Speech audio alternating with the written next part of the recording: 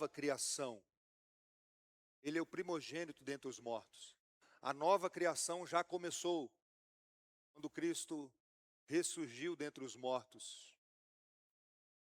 Agora é uma questão de tempo, onde ainda a criação geme, aguardando a volta, o retorno, e o evento final é quando ele voltará para nos buscar. O propósito dessa série de estudos está nessa frase aí, projeta na Clara. Uma igreja centrada no Evangelho ensina domingo após domingo o verdadeiro sentido da Páscoa e do Natal. Não como datas que a cultura esvazia, mas como a única história que salva. Cristo crucificado, ressurreto e encarnado por nós. A centralidade do Evangelho. É bem verdade que nós aproveitamos essa data para trazer o verdadeiro significado. Mas uma igreja centrada no Evangelho, todo domingo ela traz a mensagem central da Bíblia. Eu não sei se vocês já repararam, mas eu não prego sermão evangelístico, como aquela ideia assim, hoje o sermão foi evangelístico, é para não crente. Existe essa divisão no nosso meio. Todo sermão tem que ter o Evangelho, senão não é um sermão cristocêntrico. Não importa se eu estou pregando no Velho Testamento ou no Novo Testamento. Todo sermão tem que finalizar em Cristo, mostrar como Cristo é o centro da história, o Salvador, o Redentor de pecadores. Então, nessa data nós aproveitamos. Mas o domingo de Páscoa não é diferente do outro domingo que temos a ceia. Eu preciso trazer uma palavra sobre isso. Todo domingo de ceia é o domingo da ressurreição. É por isso que eu sou um dos defensores, junto com Calvino, que todo domingo deveria ter ceia. Mas a gente não tem condições porque precisaria de um colegiado de pastores. Mas existem igrejas presbiterianas no Brasil que todo domingo tem ceia do Senhor. Todo domingo nós olhamos para a mesa do Senhor e ali nós lembramos do sacrifício de Cristo. Abra sua Bíblia em Lucas capítulo 24, por favor. Obrigado, João. Lucas capítulo 24. A única história é o tema dessa série de estudos. Lucas 24. Aqui Jesus já tinha sido crucificado. 3 dias se passaram. E os discípulos de Jesus pensaram, não deu certo. Deus abortou a missão, deixou o seu filho morrer na cruz, e todos aqueles milagres que ele fez, quem experimentou, experimentou. Algumas pessoas pensaram que o cristianismo fracassou com Jesus na cruz. Pensaram que foi o fim de uma grande história, linda, maravilhosa. Ele morreu na cruz, gritando, desesperado, Deus meu, por que me desamparastes? E Pedro, diante daquela situação, voltou para pescar, porque pescar homens não foi algo que teve continuidade. Os outros também fizeram o mesmo. E aqui, após o 3º dia, os jornais de Jerusalém estavam registrando aquele silêncio total. Quem sabe os romanos comemorando, os religiosos dizendo, nós estávamos certos. Esse era mais um que se levantou. Mas o Espírito Santo usou os apóstolos para escrever esses momentos, para registrar esses momentos para nós.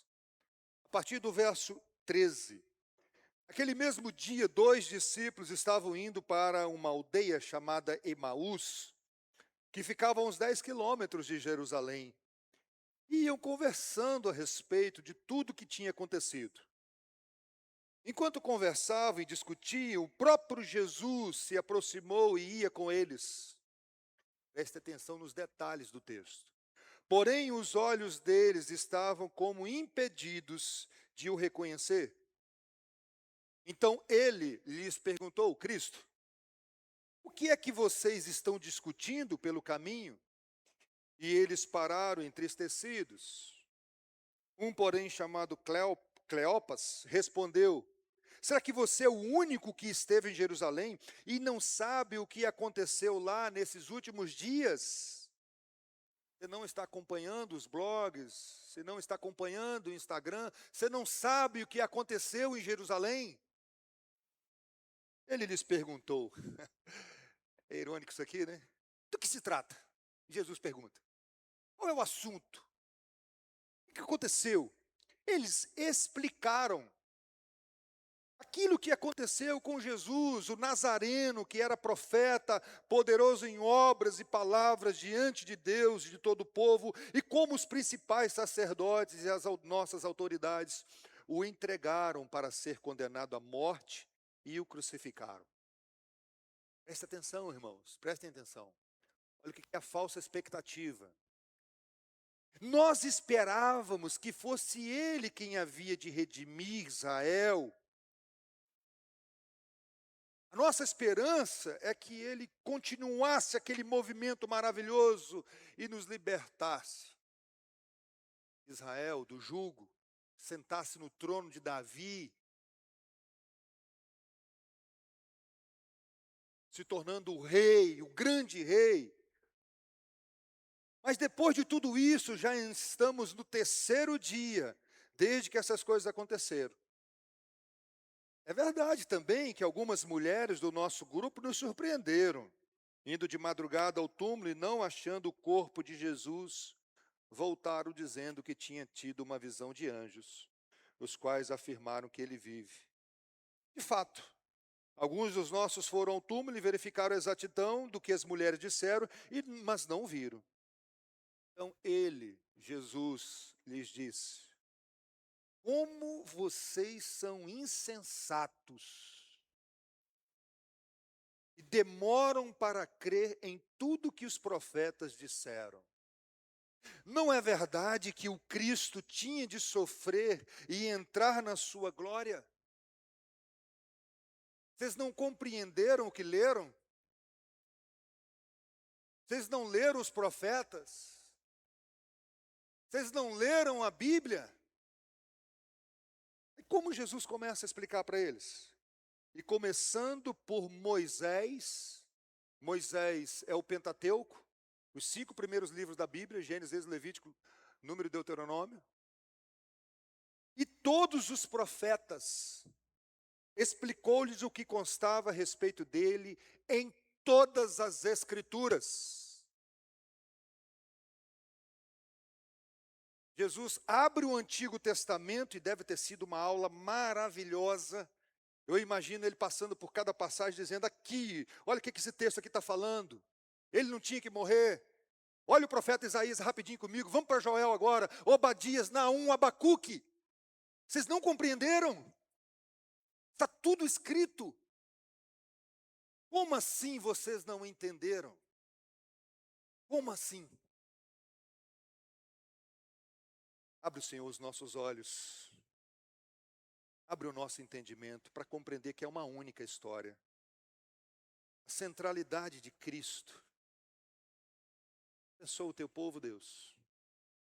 Nos ajude a olhar para Moisés, para os profetas e enxergar a obra do teu Filho, a obra do Messias, a obra de Cristo, o nosso Salvador.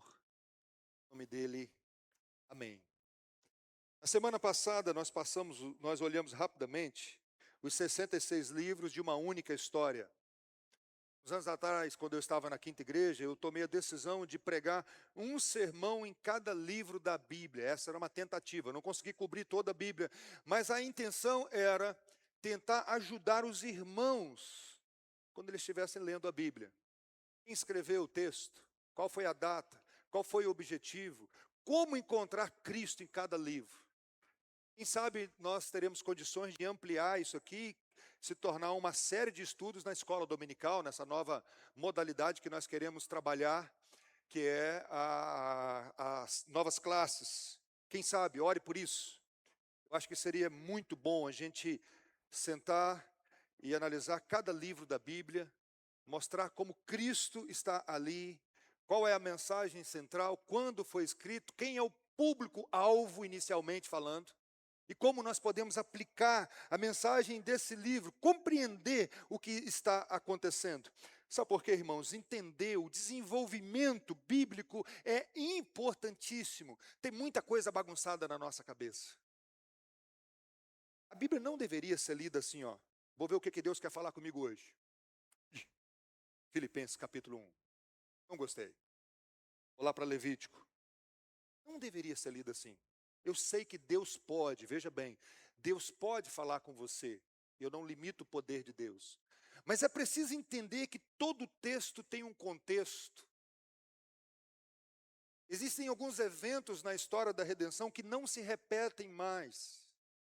E aí, se eu não tenho o entendimento correto de que existe início, meio e fim, e que a revelação de Deus ela é progressiva, Deus foi se revelando aos poucos, eu faço uma confusão na minha cabeça, e aí eu não consigo aplicar corretamente aquilo que Deus quer falar comigo.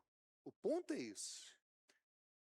Como eu vou entender que essa palavra é para mim? Como aplicar esse texto na minha vida hoje? O que Deus quer me ensinar? Entender, então, o desenvolvimento bíblico, é o que nós vamos tentar fazer aqui, conectando a única história, evita aquelas aberrações e até loucuras que são feitas hoje, em nome de Deus. Aquele argumento reducionista que diz assim, mas está na Bíblia, pastor. Não se assuste que eu vou falar agora. Nem tudo que está na Bíblia é mandamento para você. Mas todos os mandamentos de Deus para a sua vida estão na Bíblia. Conseguiram fazer a distinção? Nem tudo que está na Bíblia é mandamento para a minha vida e para a sua.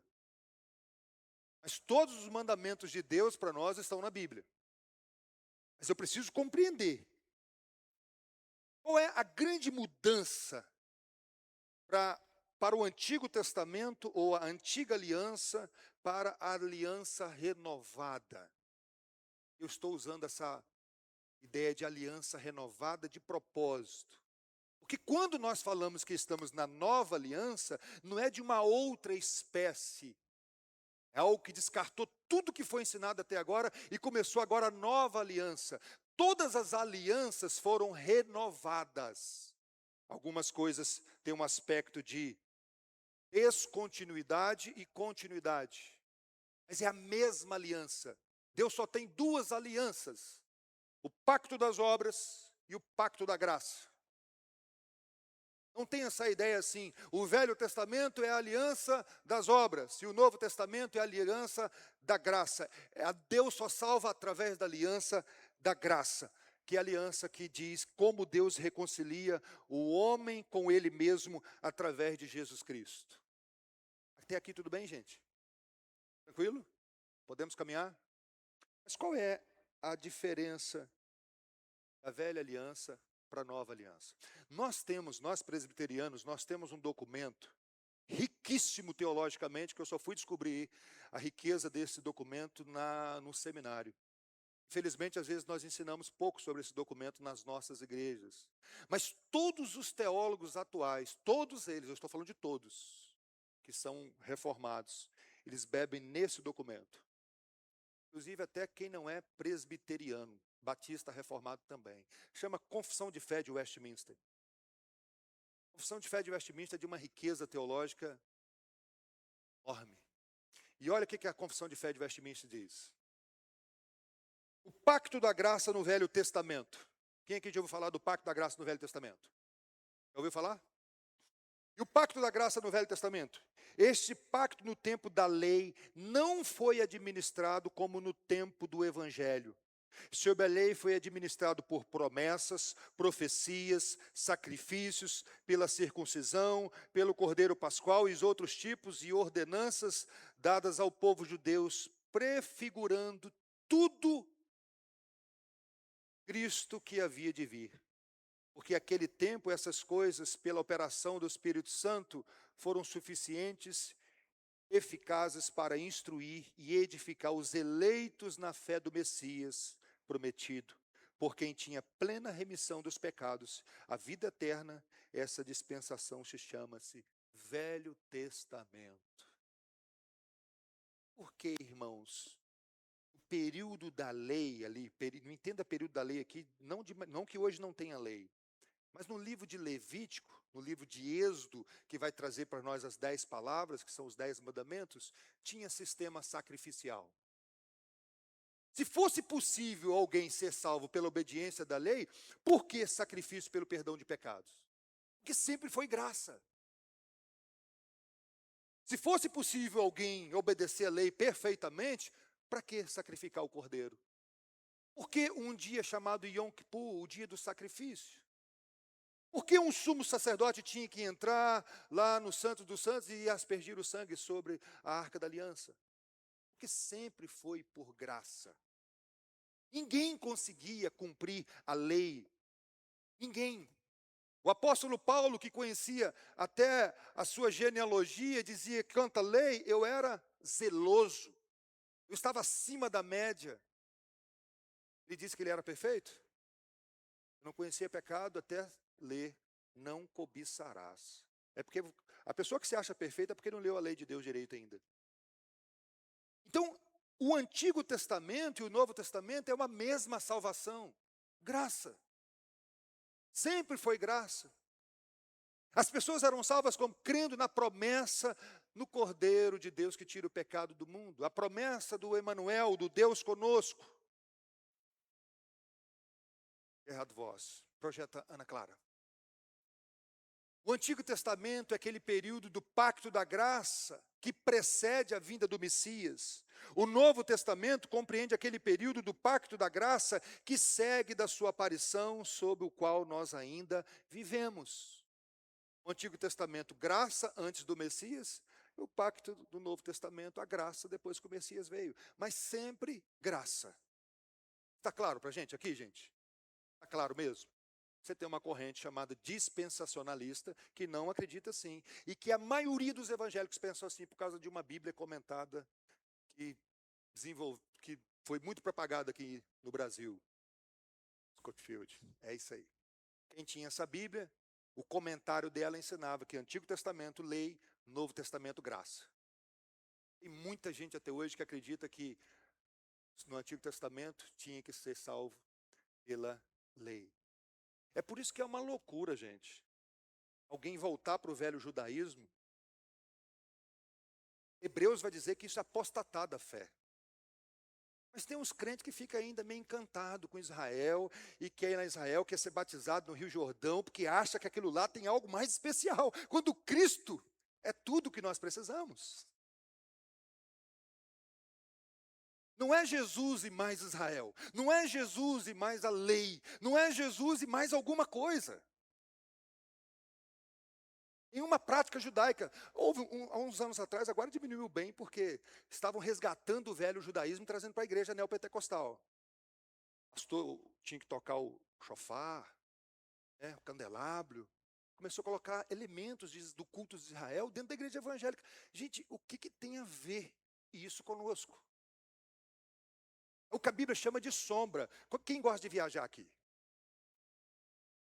10 horas da manhã, quando ele está viajando, começa a dar fome, ainda não? Aí começa a placa, restaurante a 32 quilômetros. Aquilo aumenta a fome, não é assim? Aí você vai. Chegou no restaurante. Você vai comer, não é? Ou você vai voltar lá e ficar abraçado com a placa? Tudo aquilo era sombra, placas que avisavam. Quando chegar ao restaurante, gente, come, para com isso. Você não tem que voltar para a placa. Ok? Então, o Antigo Testamento, graça, Novo Testamento também, graça. Mas qual é a mudança radical, então, entre outras mudanças, do Antigo para o Novo Testamento? Guardem isso aqui. A missão da igreja. Esse é o ponto. No Antigo Testamento, qual era a missão? Ou você acha que não tinha missão no Antigo Testamento? A missão da igreja no Antigo Testamento era viver de maneira tão separada que chamasse a atenção das outras nações. Por isso que a comida era diferente, a maneira de viver, de vestir era diferente, o corte do cabelo era diferente, porque a missão era centrípeta. As pessoas tinham que ir para Israel para adorar o único Deus, porque somente em Israel tinha um local único de culto. Você ia lá para visitar. Já pararam? Por que Levítico é tão detalhista com essa alimentação, que você não podia comer diferente? Tudo era diferente. As pessoas olhavam, povo diferente? Sim.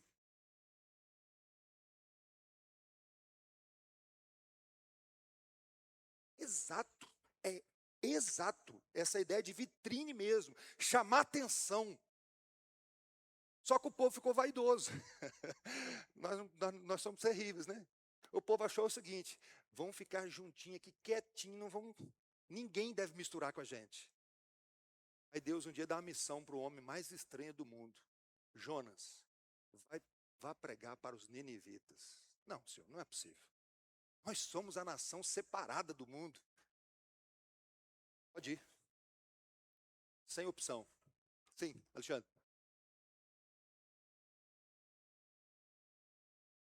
Hum.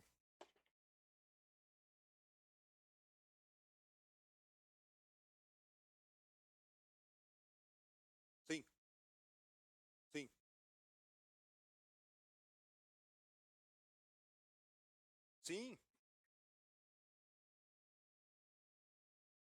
sim, sim, sim, sim, sim, sim, sim, sim. Nós vamos chegar no ponto da missão aí que vai tocar nesse assunto. E aí, irmãos, era para ser assim. Então, no Antigo Testamento, Israel era ali o modelo. Deveria ser o modelo para o mundo inteiro. Vocês já pararam para pensar? E não é uma questão de possibilidade ou não. O templo tinha que cair por causa da mudança da missão. Aquele templo tinha que cair pedra por pedra mesmo. Porque a missão agora não é para ir para Israel, mas Israel sair e ir por todo mundo pregar o evangelho. Mudou agora, a missão era centrípeta, agora é centrífuga. Certo? O que Jesus disse? Ide, portanto, fazer discípulos de todas as nações. É por isso que é um erro quando alguém usa aquele versículo assim: feliz a nação cujo Deus é o Senhor. Aplicando aqui no Brasil, ou até aplicando em Israel hoje. Não existe isso mais, uma nação única como a nação mais feliz do mundo, porque aquela nação é do Senhor. Vamos ler o texto? Abra sua Bíblia, 1 Pedro. 1 Pedro, capítulo 2.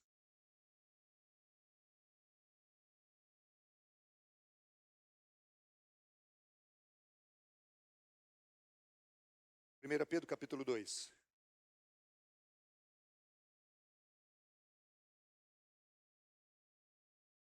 Aquela figura, no Antigo Testamento tinha uma figura que era única, peculiar. Que figura era aquela peculiar no Antigo Testamento? Sumo sacerdote. Ele carregava uma placa escrito: Santidade ao Senhor. 12 pedras penduradas, representando as 12 tribos de Israel. Só essa figura poderia entrar no local chamado Santo dos Santos. Ok? Sumo sacerdote. Quando o verdadeiro sumo sacerdote morre, ele então nos faz sacerdotes. Todos nós agora somos sacerdotes porque o sacerdócio é universal. Vós, porém, diz Pedro, olha a importância de a gente entender o texto, ó, o contexto. Pedro está escrevendo uma igreja gentílica, não era uma igreja formada por judeus. E ele vira para essa igreja gentílica e diz assim, ó: vós, porém, são geração eleita, sacerdócio real, mas vocês não são da tribo de Levi, vocês são sacerdócio real por causa de Cristo. Nação santa, povo de propriedade exclusiva de Deus, a fim de proclamar as virtudes daquele que o chamou das trevas para a sua maravilhosa luz. Antes vocês não eram povo, mas agora são povo de Deus. Antes não tinha alcançado misericórdia, mas agora alcançaram o que, gente? Misericórdia. Feliz os discípulos, feitos de todas as nações, cujo Deus é o Senhor. Entenderam? Felizes são os discípulos de todas as nações. Creram em Cristo. Porque Deus não é brasileiro, não é israelita, não é americano, não é chinês, não é russo. Deus tem discípulos de todas as nações. Porque naquela grande assembleia haverá representantes de todas as nações, inclusive uma moabita nós vamos encontrar lá, um povo amaldiçoado por Deus. Ruth. Veja a importância, então, irmãos, a gente ler o texto dentro do contexto.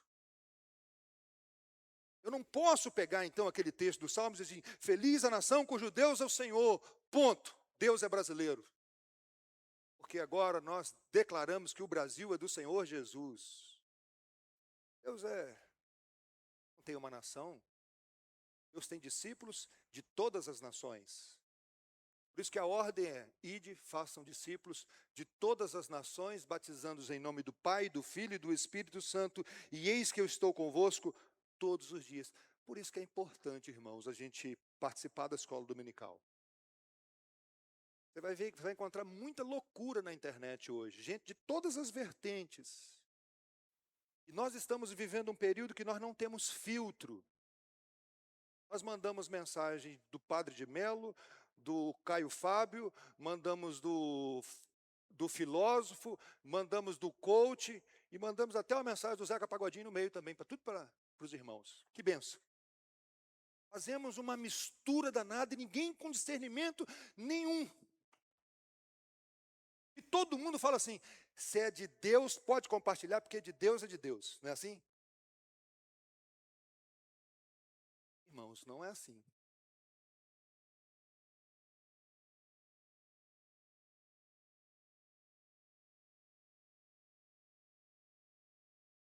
Abra sua Bíblia, Efésios, capítulo 4. Efésios 4.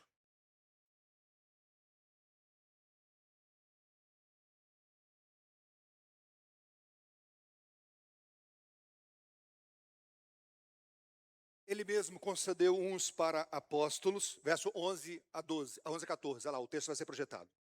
Ele mesmo concedeu uns para apóstolos, outros para profetas, outros para evangelistas e outros para pastores e mestres. Com vista, qual é o propósito, gente? O aperfeiçoamento dos santos, para o desempenho do seu serviço, para a edificação do corpo de Cristo, até que cheguemos à unidade da fé e do pleno conhecimento do Filho de Deus, ao status de pessoa madura. Mesma série, deixando de ser menino. À medida da estatura da plenitude de Cristo. Veja bem, para que, Paulo, isso tudo? Por que Deus levantou pastores, mestres, apóstolos? Qual o objetivo disso, Paulo? Para que não sejamos como crianças, arrastados pelas ondas e levadas de um lado para o outro por qualquer vento doutrinário, vento de doutrina, pela artimanha das pessoas, pela astúcia com que induzem a quê, gente? Ao erro. Vou falar uma coisa para vocês. Tem intencionalidade, tá, na internet. Tem gente querendo tirar o seu foco de Cristo. E isso é algo planejado, não é um erro apenas. Não é um erro apenas. Com astuta com que induzem o erro. É isso que o texto está dizendo aqui, ó. Com astúcia com que induzem o erro. Existe uma intenção infernal para enganar crianças. Porque criança é muito fácil de ser enganada, é só colocar o presente bonito. Mandaram um vídeo ontem pedindo opinião sobre a crucificação de Jesus. Cara com uma capacidade, uma eloquência muito grande de falar, a fala muito, sim, um podcast daquele.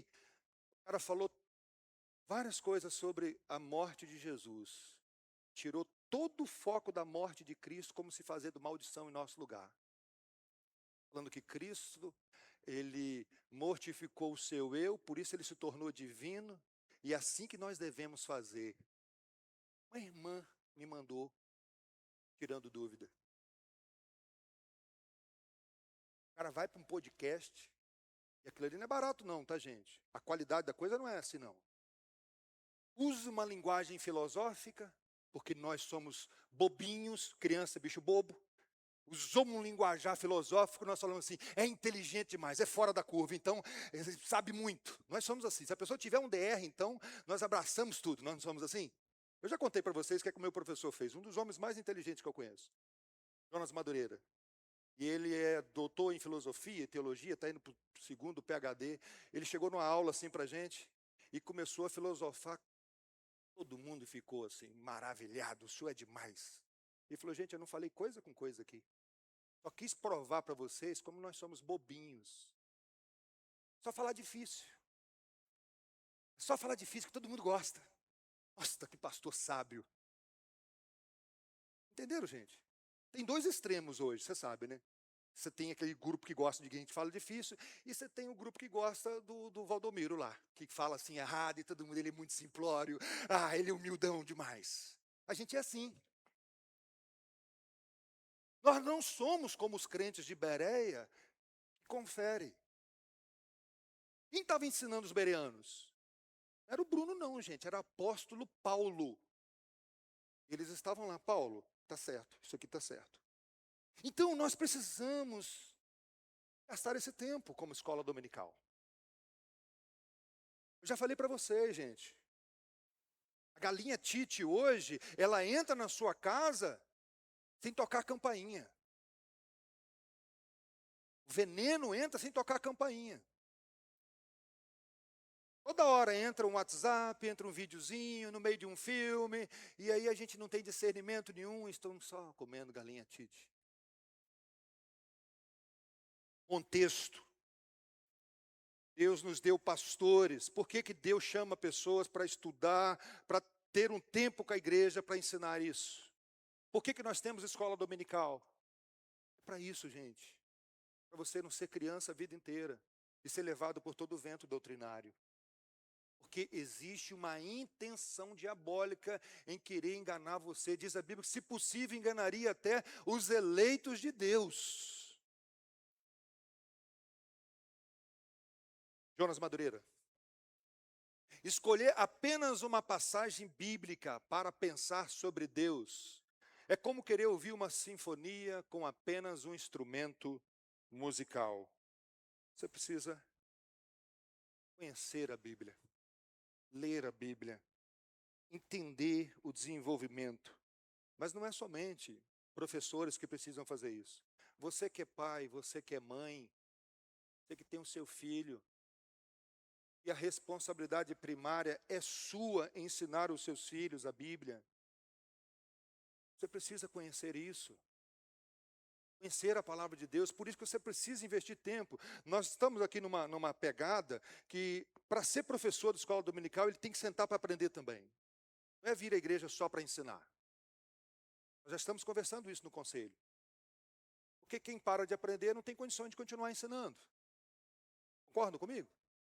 Então, para ser professor, você tem que aprender também, você tem que sentar para ouvir outros. Assim como eu sento toda semana para ouvir gente, porque eu não sei tudo. Toda semana eu tenho que escutar, eu tenho que ler, eu tenho que me alimentar. Então esse é um desafio. A intenção não é fazer você depender do pastor, tá? Eu só vou ler a Bíblia agora se eu estiver perto do meu pastor, porque ele falou tanta coisa difícil. A motivação é essa aqui, ó. Ana Clara. Travou? Todo labor teológico se dá com base naquilo que Deus escolheu para revelar acerca de si mesmo. Somente assim podemos não apenas conhecê-lo, mas o que, gente? Adorá-lo. Isso tudo deve produzir doxologia. Labor teológico deve produzir adoração. Não é conhecer para ficar brigando na internet, achar que eu sei mais do que os outros, humilhando as pessoas, mas dobrar os meus joelhos diante de um Deus que fez tanto por mim. Jesus quer ser conhecido, gente, pelos seus. Jesus quer se revelar. Ele quer dizer: eu sou o Emanuel, o Deus conosco. Caminha comigo, mais texto da ressurreição. João capítulo 20. Tomé, um dos 12, chamado Dídimo, verso 24 a 29, se quiser marcar na sua Bíblia. Não estava com eles quando Jesus veio. Então os outros discípulos disseram a Tomé: vimos o Senhor. Mas ele respondeu: se eu não vir o sinal dos pregos nas mãos dele, e ali não puser o dedo e não puser a minha mão do lado dele, de modo nenhum acreditarei.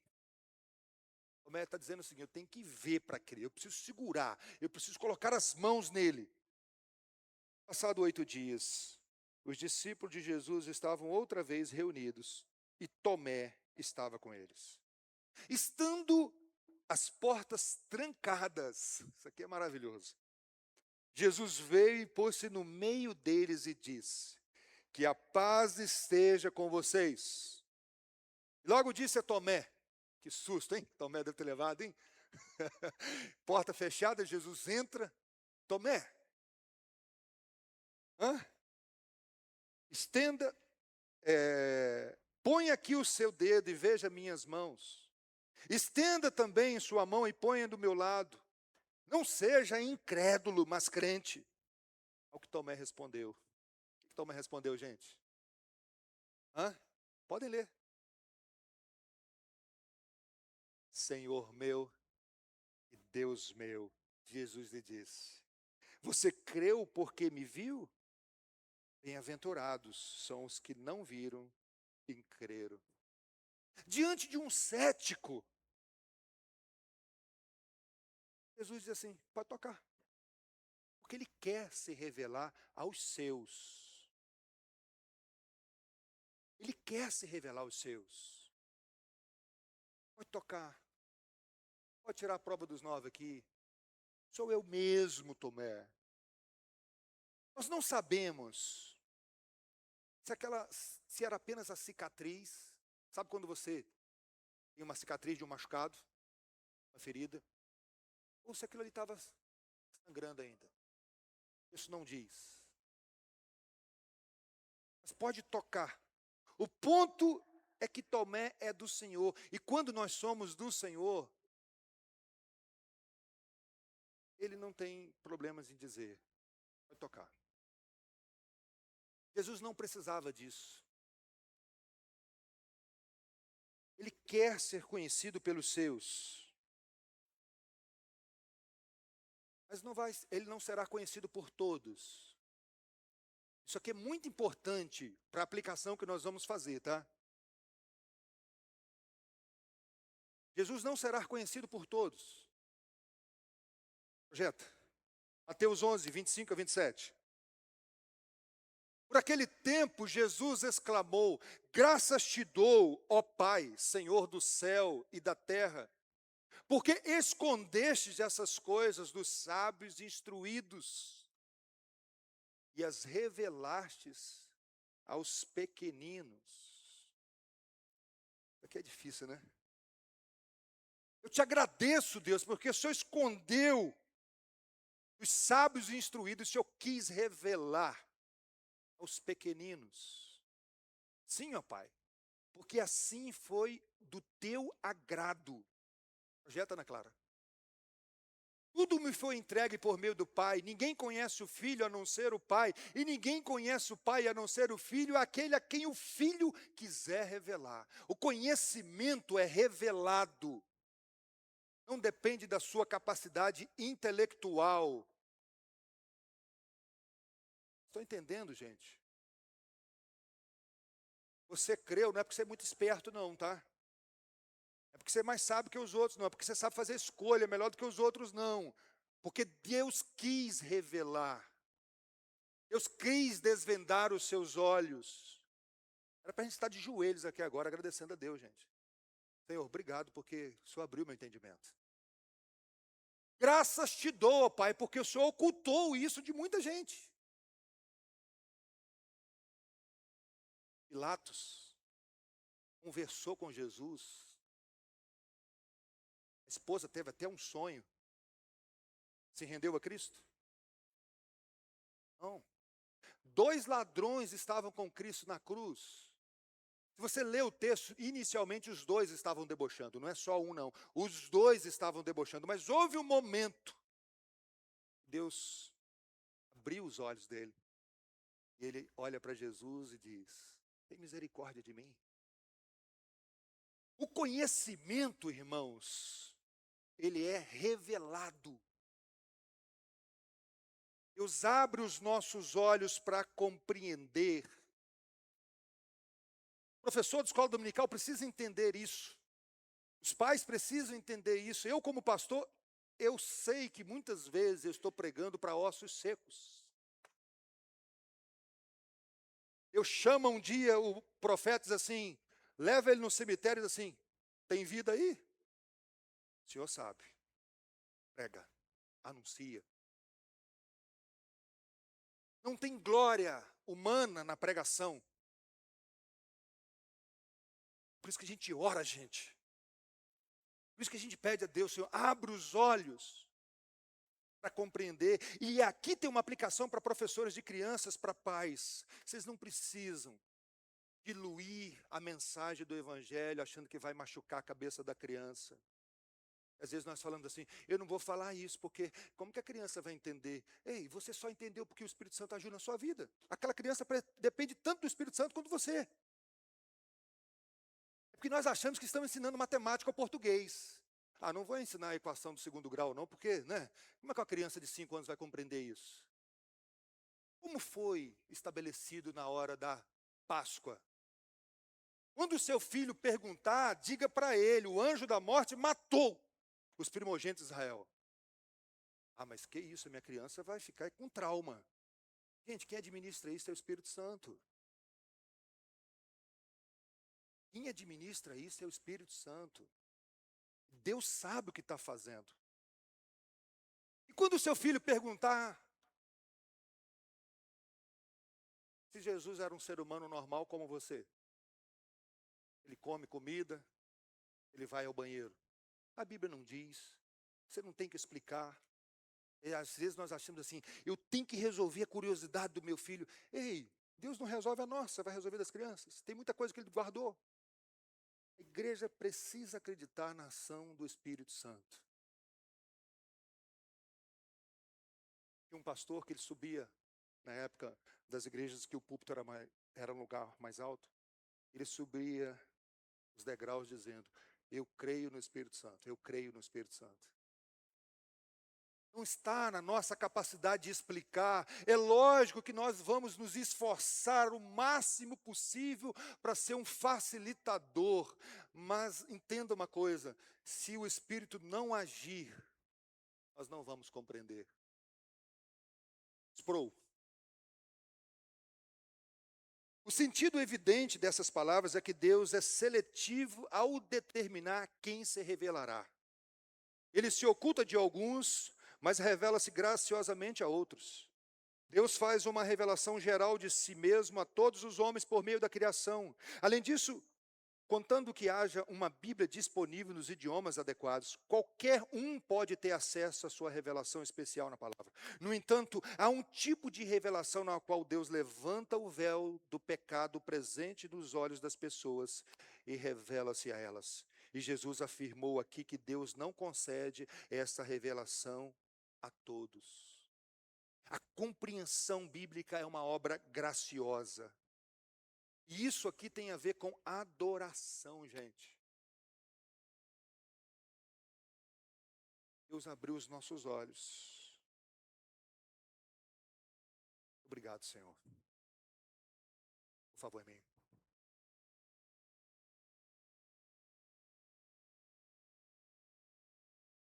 MacArthur.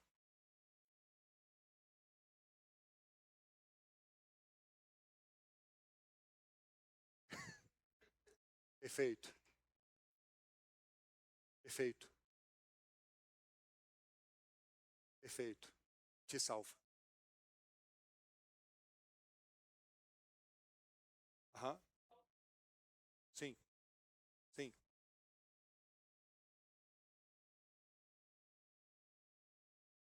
Sim. Seria o senso divinitatis que eles falam, né? Todo ser humano já nasce por ser sido criado à imagem e semelhança de Deus. Ele é homo religioso, homem religioso. Então ele tem uma noção. Ah, isso. Essa semana eu estava estudando, Eminho, sobre consciência e coração. Eu não vou falar aqui agora porque é um assunto bem complexo. Mas o pecado atingiu o coração como homem todo. Mas a consciência do ser humano, a Bíblia ainda diz, se a tua consciência não te condena. E veja bem, é difícil porque é uma linguagem filosófica. Mas o homem, ele se torna indesculpável porque ele tem consciência, quando ele olha para a criação, de que há um Criador. Ele se rebela, por isso que aumenta a nossa responsabilidade. Ele se rebela de maneira consciente. O que é que ele diz? Eu prefiro pecar. Romanos capítulo 1 a 3. Deus precisa abrir os nossos olhos. Toda vez que você estiver lendo a Bíblia, você deveria antes, abre, Senhor, o meu entendimento para compreender. Vamos voltar para os discípulos do caminho de Emaús. Volta lá para Lucas 24. Volta lá, volta lá.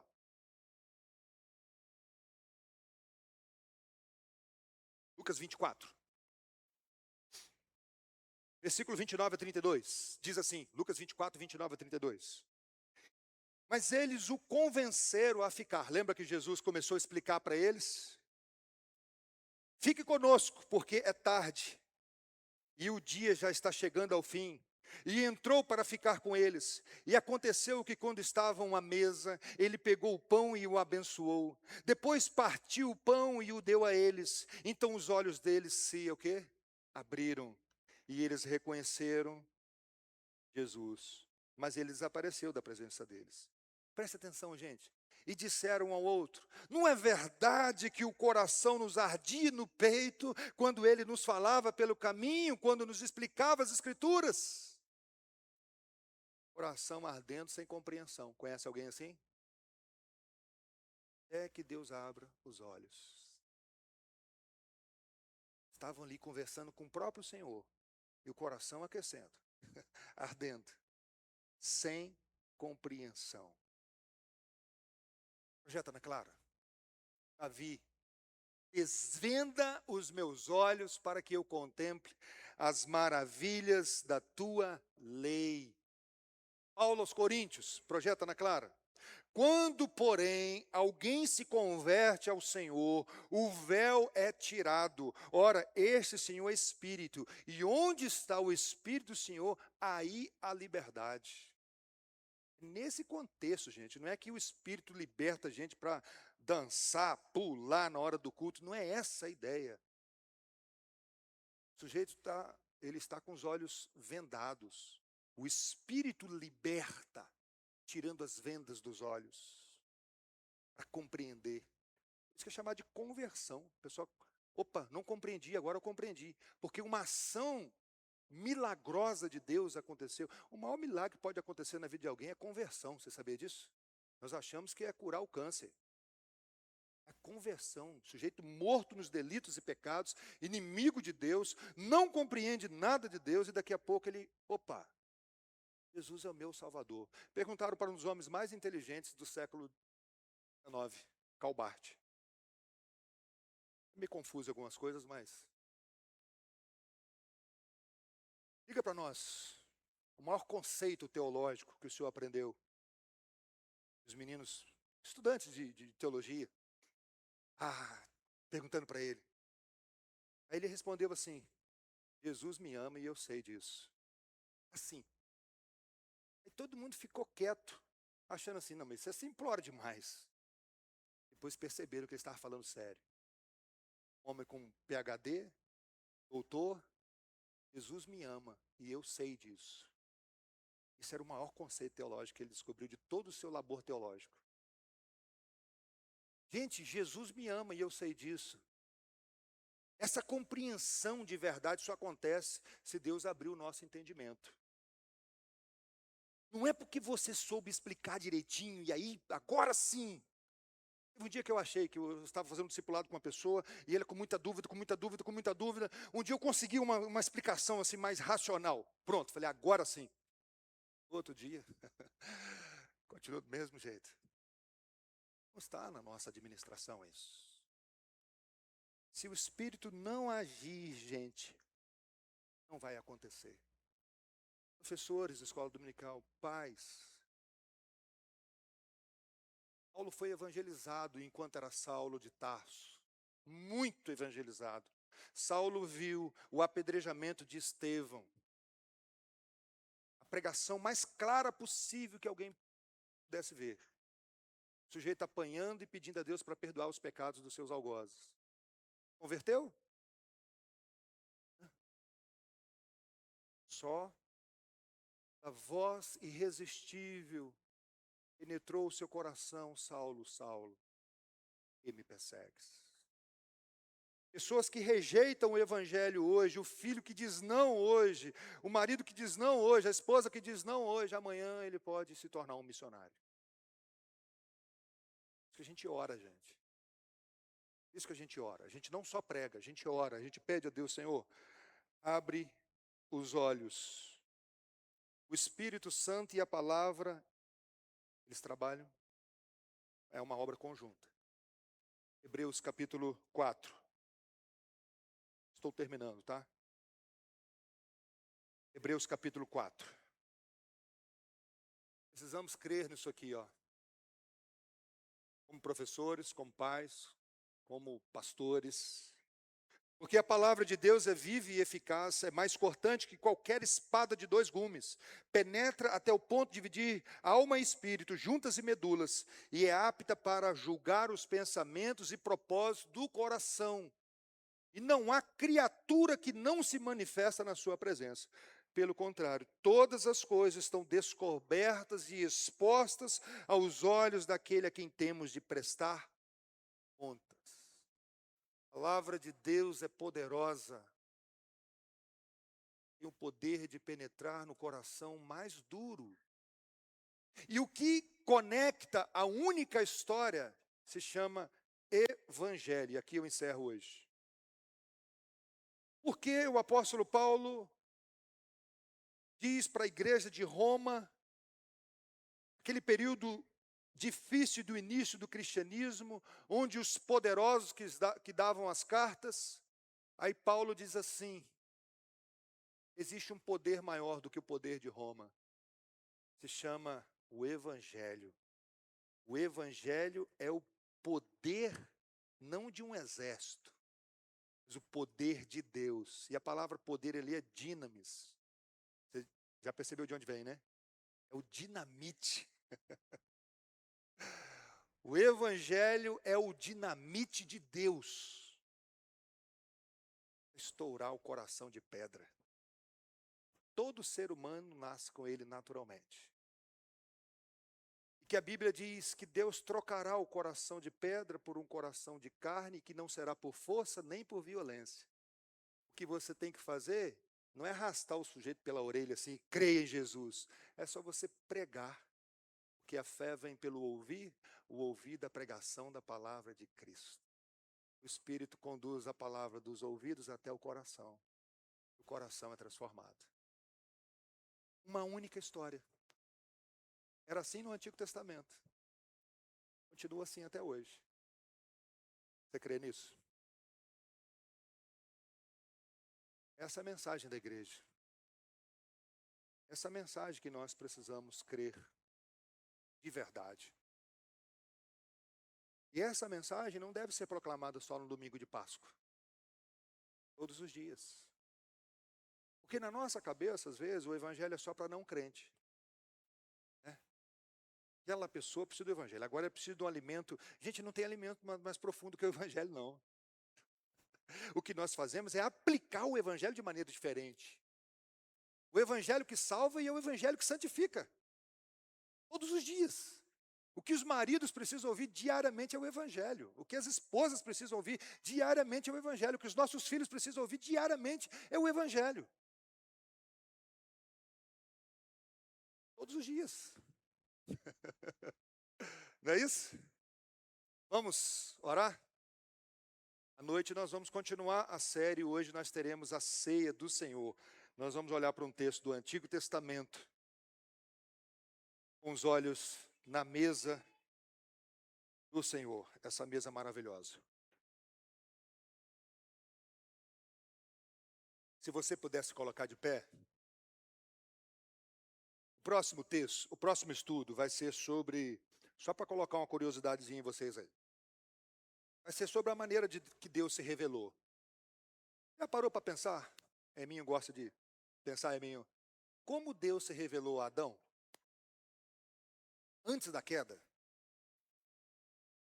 Como? Adão viu Deus. Alguém viu Deus? Tem um antigo hino do Inário, quem lembra? Nem Adão chegou a vê-lo. Eu não lembro do hino do Inário, mas não, né, gente? Abandonaram tudo, né? Mesmo antes de pecar. Dorme com essa aí, Adilson. Você traz a resposta semana que vem.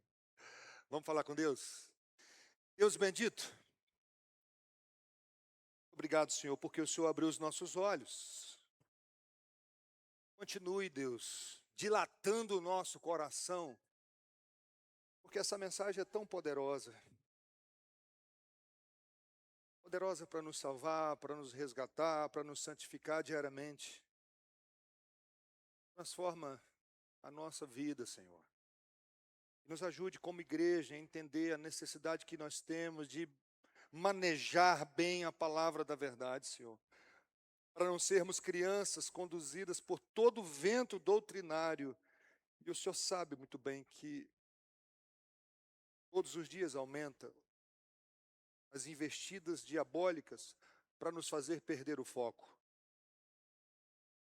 Muito dinheiro é investido justamente para isso. Mas nos ajude como igreja, nós que temos esse tesouro precioso, Deus, que é a Tua palavra. Amar a Tua palavra. Temer e tremer diante da Tua palavra. Ler a Tua palavra. Buscar a compreensão da Tua palavra. Nos ajude, Senhor. Dizer como Jesus dizia diante das tentações malignas. Está escrito. Está escrito. Fortalece o nosso coração. Abençoa o Teu povo. No nome de Jesus. Amém. Gente, um bom domingo, um bom bacalhau para todos. E até a noite, se Deus quiser.